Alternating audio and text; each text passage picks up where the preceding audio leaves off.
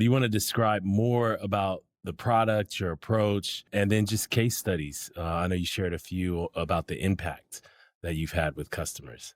We're kind of getting there, right? And then Neil has talked about it. This fundamental thing where these AI workloads are unpredictable and dynamic.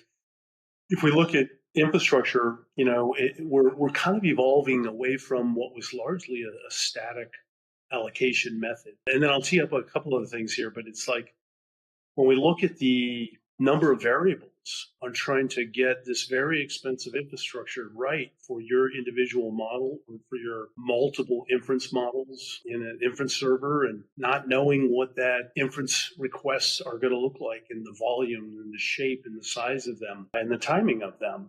So those two things are kind of immiscible, right? It's like you've got dynamic and unpredictable, and then you've got infrastructure, which initially starts out as very static, and many of the allocation and setup and provisioning tools of that nature. So just kind of the question you asked, Calvin, I'll turn it to Anil now. You see that dichotomy, I guess, and that's where we're living in there, and right in the middle of that to solve all that, all the way from where the AI workload, in this case, the inference requests and query payload, versus this really expensive, rapidly growing, incredibly capable infrastructure. And, how do we get those two things and solve all those variables, many of which are changing in real time, and optimize and maximize each of the infrastructure for each individual model, which can be very different.